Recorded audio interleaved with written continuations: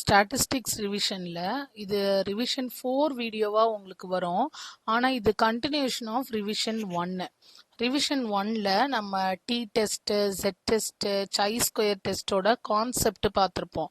So அந்த கான்செப்டை பார்க்கும்போது நான் லாஸ்ட்டாக வந்து 2 ப்ராப்ளம் காமிச்சிருப்பேன். அந்த 2 ப்ராப்ளமை வேறு வீடியோவில் பார்க்கலாம் அப்படின்னு சொன்னேன்.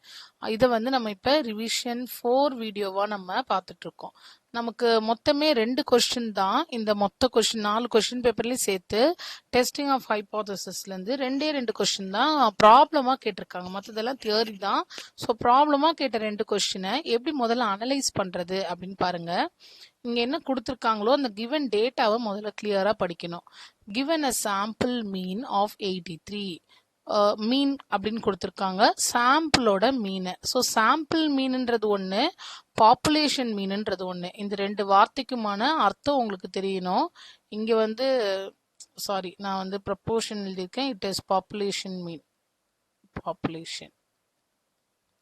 ஓகே, பாப்புலேஷன் மீன்ன்ற வார்த்தை ஒன்று, சாம்பிள் மீன்ன்றது ஒன்று. ஃபர்ஸ்ட் சாம்பிள் அண்ட் பாப்புலேஷனுக்கான டிஃப்ரென்ஸ் தெரியணும்.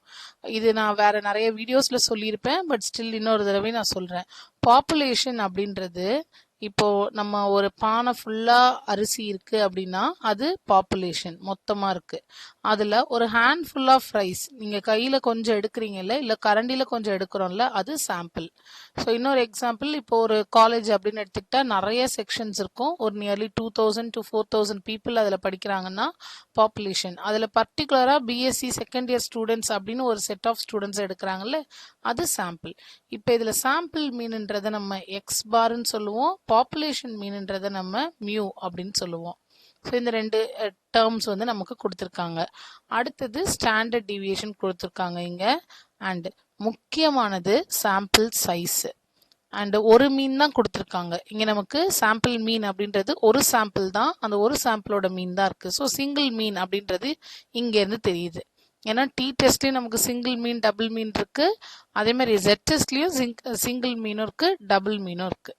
அடுத்தது சாம்பிள் சைஸ் வந்து 22.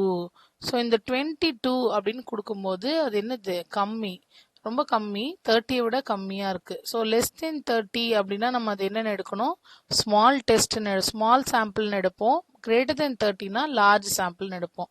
ஸோ இந்த 22 தான் சாம்பிள் சைஸ்ன்றதுனால இங்கேருந்து எனக்கு இது ஸ்மால் சாம்பிள்னு தெரியுது. அண்ட் மீதி கொடுத்துருக்க டேட்டாலாம் கொடுத்துருக்காங்களா. ஸோ ஃபர்ஸ்ட் நம்ம இது கிவன்லாம் எழுதிப்போமா. ஃபர்ஸ்ட்டு அந்த first question, first n equal to 22. 22ன்றதுனால இது என்னது, ஸ்மால் சாம்பிள். ஏன் ஸ்மால் சாம்பிள், 30 விட கம்மியாக இருக்கிறதுனால அது ஸ்மால் சாம்பிள். அடுத்தது சாம்பிளோட மீன். சாம்பிளோட மீனை நம்ம என்னன்னு சொல்லணும், எக்ஸ் பார்னு சொல்லணும். ஸோ எக்ஸ் பார்ன்றது என்னது, இங்கே 83 அப்படின்னு எழுதியாச்சா. அடுத்தது சாம்பிளோட ஸ்டாண்டர்ட் டிவியேஷன். சாம்பிளோட ஸ்டாண்டர்ட் டிவியேஷனை நான் ஸ்டாண்டர்ட் டிவியேஷன் எழுதுறேன். ஸோ ஸ்டாண்டர்ட் டிவியேஷன் எஸ்ன்னு எழுதலாம், சிக்மான்னு எழுதலாம், ப்ராப்ளம் கிடையாது. நான் இங்கே எஸ்ன்னு எழுதுறேன். ஸோ எஸ் வந்து என்னன்னு கொடுத்துருக்காங்க நமக்கு 12.5. 12.5. அடுத்தது பாப்புலேஷன் மீன் கொடுத்துருக்காங்க. ஸோ கிவன் டேட்டாவை எழுதிட்டு நம்ம சம் போடலாம். Population mean that is mu. Mu equal to என்னன்னு கொடுத்துருந்தாங்க, 17 கொடுத்துருக்காங்க. ஸோ 70. அண்ட் இங்கே மேலே நம்ம ஸ்மால் சாம்பிள்னு சொல்லணுமா, ஸ்மால் சாம்பிள்னு சொன்னதுனால இது என்னன்னு சொல்லலாம், டி டெஸ்ட்டு. டி டெஸ்ட்டு ஒரே ஒரு மீன் கொடுத்துருக்காங்க, அதனால டி டெஸ்ட்டு சிங்கிள் மீன்.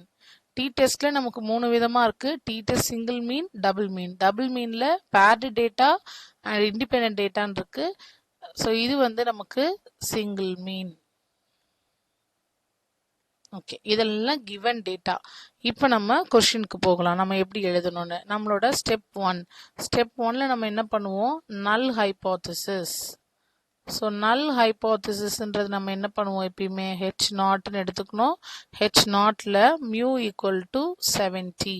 பாப்புலேஷன் மீனுக்கு ஈக்குவல் அப்படின்னு சொல்லிடுறேன். இதுக்கு ஆல்டர்னேட் ஹைபோதசிஸ். இது ஸ்டெப் 1. இல்லை ஸ்டெப் 1னே கூட நீங்கள் எழுதிக்கோங்க, ஸ்டெப் 1. அடுத்து இதோட ஆல்டர்னேட் ஹைபோதசிஸ் நம்ம எப்படி எழுதணும், alternate hypothesis H1 mu நான் நாட் ஈக்குவல் டு 17 எடுக்க மாட்டோம். கொஸ்டினை படிங்க. கொஸ்டின்ல என்ன கொடுத்துருக்காங்க? Population mean is 70 against the alternative, அதோட ஆல்டர்னேட் வேல்யூ வந்து மோர் தென் 70 அப்படின்னு கொடுத்துருக்காங்க. ஸோ மோர் தென் 70னா என்ன? மியூ பாப்புலேஷன் மீன் வந்து 70 விட அதிகம்னு சொல்லிட்டாங்க. இப்போ இது உங்களுக்கு ரைட் டெய்ல்டு டெஸ்ட்னு எப்படி சொல்கிறோம்? ஆக்சுவலாக ஈக்குவல் டு நாட் ஈக்குவல் டுன்னு எழுதுனா நம்ம வந்து டூ டெய்ல் டெஸ்ட்டுன்னு சொல்லிடுவோம். நாட் ஈக்குவல் டுன்றது டூ டெய்ல் டெஸ்ட்டு. இந்த பக்கமும் இல்லை அந்த பக்கமும் இல்லை, ரெண்டும் சேர்ந்தாப்புல. இப்போ கிரேட்டர் தென் 70ன்றத நம்ம என்ன டெய்ல், எந்த சைடுன்னு சொல்லணும்? ரைட் டெய்லா இல்லை லெஃப்ட் டெய்லான்னு சொல்லணும். இதுக்கு நான் ஒரு சின்னதாக ஒரு ட்ரிக்கு வந்து இப்படி ஃபாலோ பண்ணிக்கோங்க. இது ஒரு லைனுன்னு வச்சுக்கோங்க. இது 70, இந்த இடத்துல 70 விட அதிகமாக இருக்குது அப்படின்னு நம்ம சொல்லும்போது எந்த பக்கம் போகுது? அது ரைட் ஹேண்ட் சைடில் தானே போகும். ஸோ ரைட் ஹேண்ட் சைடில் போகிறதுனால இது என்னது நமக்கு? Right tailed test. ஒருவேளை லெஸ் தென் 70னா எந்த பக்கம் போயிருக்கோம்? 70க்கு லெஃப்ட் சைடு போயிருக்கோம். அப்போ லெஃப்ட் டெய்ல் டெஸ்ட் அப்படின்னு நம்ம இதுல இருந்து மார்க் பண்ணிக்கலாம். ஓகே, அடுத்தது இப்போ நமக்கு ஸ்டெப் 1 எழுதிட்டோம். ஸ்டெப் 2 என்னது? நமக்கு ஃபார்முலா, டி டெஸ்டோட ஃபார்முலா. டி டெஸ்டோட formula it is X bar minus mu divided by S by square root of N. So X பார்ன்றது 83 minus 70 divided by 12.5 divided by square root of n என்றது நமக்கு number of data இங்க எவ்வளவு கொடுத்திருக்காங்க? 22. so 22 மேல நமக்கு 13 divided by 12.5 divided by square root of 22 போடும்போது it is 2.665. அப்ப இது approximate 4.85. இது நம்மளோட calculated value. so இங்கே எழுதிக்கலாம் calculated value equal to 4.85. முடிஞ்சு. நம்ம calculated value முடிச்சதுக்கு அப்புறமா டேபிள் வேல்யூக்கு போகணும். ஸோ டி டெஸ்ட் பொறுத்த வரைக்கும் நமக்கு டேபிள் வேல்யூ டி டெஸ்டோட டேபிளில் பார்க்கணும். இங்கே நமக்கு இது one tailed test. So one tailed டெஸ்ட்டுன்றதுனால நான் ஒன் டெய்ல்டு டி டேபிள் எடுத்திருக்கேன் நான் இங்கே.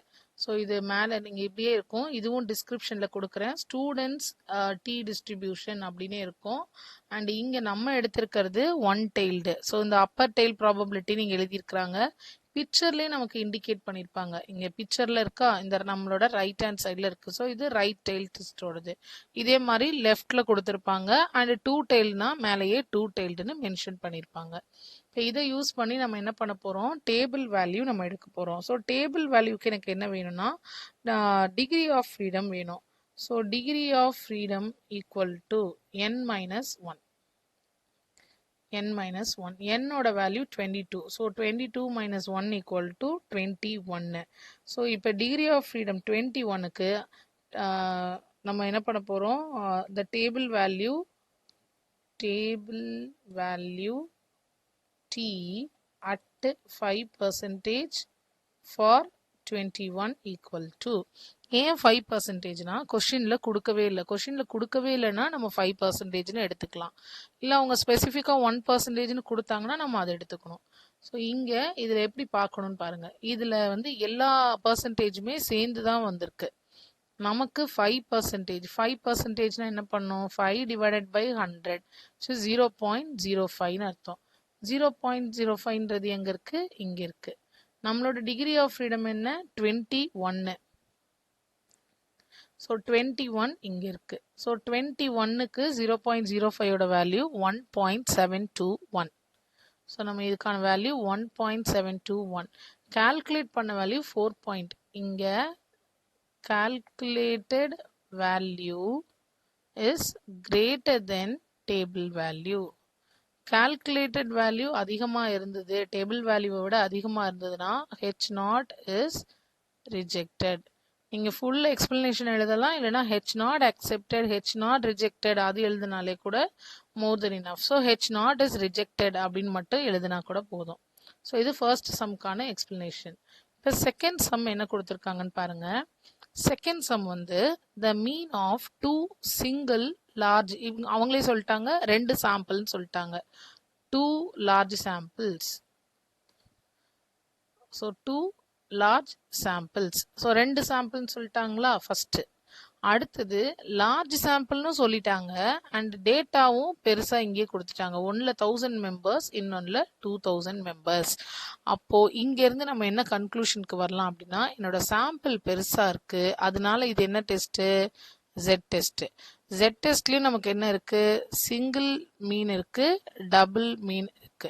ஸோ இங்க எனக்கு 2 வேல்யூ இருக்கிறதுனால நம்ம எதுக்கு போகணும்? டபுள் மீன் ஃபார்முலாக்கு நம்ம போயிடுவோம். இங்க இது Z டெஸ்ட்னு எப்படி கண்டுபிடிச்சோம்? டேட்டா பெரிய டேட்டா 1000 2000 இருந்ததுனால Z டெஸ்ட். அண்ட் இங்க 2 வேல்யூ இருக்கிறதுனால டபுள் மீன் டேட்டாக்கு போகணும். ஸோ ஒவ்வொன்றுக்கும் தனித்தனியா வேல்யூ கொடுத்துருக்காங்க.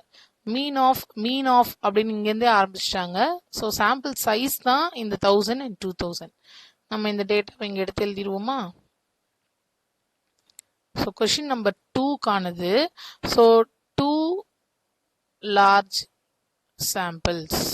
இந்த வார்த்தையிலேயே எனக்கு இது என்னன்னு தெரிஞ்சிருச்சு? Z டெஸ்ட்னு தெரிஞ்சிருச்சு. அண்ட் 2 சாம்பிள்ன்றதுனால N1 equal to N2 equal to. So N1ன்றது 1000, N2ன்றது 2000. இது 1000, இது 2000. அடுத்தது ரெண்டுத்துக்குமான மீன் கொடுத்துருக்காங்க. இது ஒரு மீன், இது ஒரு மீன். ஸோ ஃபர்ஸ்ட் மீனை வந்து நான் என்னென்னு எழுதலாம்? x1 பார்னு எழுதிக்கிறேன், which is 67.5 and x2 bar equal to 68. இதெல்லாம் அங்கே கொஸ்டின்ல இருக்கு. அண்ட் அடுத்தது என்ன கொடுத்துருக்காங்க? Standard deviation 2.5. இங்க can the samples be regarded as drawn from the same population? ரெண்டு பாப்புலேஷனும் ஈக்குவலான்னு கேட்குறாங்க. ஸோ சேம் பாப்புலேஷனா அப்படின்னு கேட்டால் என்ன அர்த்தம்? ரெண்டும் சேமா அப்படின்னு கேட்குறாங்க. ரெண்டும் சேம்னா நம்ம இங்கே என்ன போடணும்? μ1 ஈக்குவல் டு μ2. ஸோ ரெண்டும் ஈக்குவல்னு போட்டுடுறோம். இங்கே ஈக்குவல்னு போடுவோம். நல் ஹைப்போதசிஸ்ல ஈக்குவல்னு போடுவோம். அப்போ ஆல்டர்னேட் ஹைப்போதசிஸ்ல நாட் ஈக்குவல்னு போடுவோம். ஏன்னா இது இதை விட கிரேட்டர் தென்னா, இதை விட லெஸ் தென்னா அப்படின்றது இங்க கொடுக்கல. போன சம் மாதிரி அப்படி இல்லை, ரெண்டும் சேமான்னு கேட்குறாங்க. ஸோ ஆமா ரெண்டும் சேம் தான் அப்படின்றது நல் ஹைப்போதசிஸ். ஸோ அதுக்கு முன்னாடி ஸ்டாண்டர்ட் டிவியேஷன் எடுத்து எழுதிக்கலாம். சிக்மா ஈக்குவல் டுன்னு எழுதலாம், இல்லை எஸ்ன்னு எழுதலாம், விச் இஸ் 2.5. ஸோ ஃபர்ஸ்ட் நல் ஹைப்போதசிஸ் கிவன் டேட்டா எழுதுனதுக்கு அப்புறமா நல் ஹைப்போதசிஸ் H0ல ரெண்டு சாம்பிளும் சேம் அப்படின்னு சொல்றோம். அப்புறம் அதுக்கே ஆல்டர்னேட் ஹைப்போதசிஸ்ல இல்ல ரெண்டும் சேம் இல்லைன்னு சொல்றோம். So μ1 is not equal to μ2. அடுத்து இது ஸ்டெப் 1. அடுத்து ஸ்டெப் 2ல ஃபார்முலா. ஸ்டெப் 2ல Z-ஓட ஃபார்முலா. இது டபுள் மீன் அப்படின்றதுனால formula x1 bar minus x2 bar divided by sigma root of 1/n1 plus 1/n2. Okay, so x1 பார்ன்றது நமக்கு 67.5 மைனஸ் 68, கீழே 2.5 square root of 1 by first ஒன்ல வந்து 1000 பிளஸ் 1/2000. ஸோ இது மேலே இருக்கிறத நான் மைனஸ் பண்ணும்போது எனக்கு நெகட்டிவ்ல வருது, மைனஸ் 0.5 வரும். கீழே 2.5 ஸ்கொயர் ரூட் ஆஃப் 1/1000 இன்ட்டு 1/2000 அப்படின்றத கால்குலேட் பண்ணால் ஸ்கொயர் ரூட் ஆஃப் 0.0015 வரும். ஸோ டினாமினேட்டரை திருப்பி ஃபர்தராக கால்குலேட் பண்ணும்போது நமக்கு 0.00968 வருது. So Z equal to 5.16. So இது என்னோட calculated value. So calculated value. அடுத்தது டேபிள் வேல்யூ. ஸோ ஜெட்டுக்கு டேபிள் வேல்யூ கிடையாது. நம்ம டைரக்டாகவே என்ன பண்ணலாம், நமக்கு படிச்சுக்கலாம். 5%க்கு இந்த வேல்யூ, 1%க்கு இந்த வேல்யூ, ஈக்குவல் 1 டெய்ல்டாக இருந்தால் இந்த வேல்யூ அப்படின்னு நம்ம ஜெட்டுக்கு டேபிள் நம்ம மெமரைஸ் பண்ணலாம். ஸோ இங்கே ஓரத்தில் எழுதுறேன். நான் வந்து 5%க்கு எழுதுறேன். ஏன்னா கொஸ்டினில் கொடுக்கல, நம்ம 5% ஃபாலோ பண்ண போகிறோம். அண்ட் இது 2 டெய்ல் டெஸ்ட்டு. ஸோ 2 டெய்ல்டுக்கானது எழுதணும். 2 டெய்ல்டு மாட் இசட் வந்து நமக்கு வேல்யூ 5%க்கான வேல்யூ இட் இஸ் 1.96. இதுவே நமக்கு 1 டெய்ல்டாக இருந்ததுன்னா, ஸோ 1 டெய்ல்டாக இருந்ததுன்னா இது வந்து 2 டெய்ல்டு.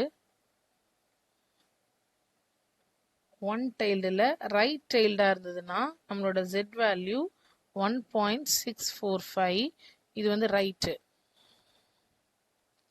அதுவே லெஃப்டாக இருந்ததுன்னா நம்மளோட வேல்யூ Z வந்து Z equal to minus 1.645. But நம்மளோட கொஸ்டின் வந்து two tailed. So next step, third step,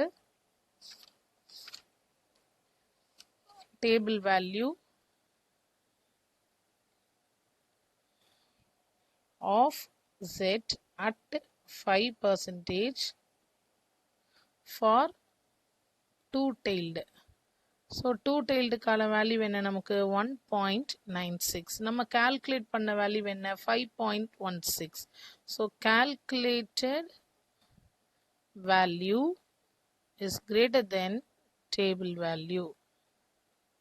அதனால H0 இஸ் ரிஜெக்டட். ஸோ நான் H0 மட்டும் ரிஜெக்ட் ஆகுதா அக்செப்ட் ஆகுதான்னு எழுதுறேன். ஸோ H0 இஸ் ரிஜெக்டட் இங்கே.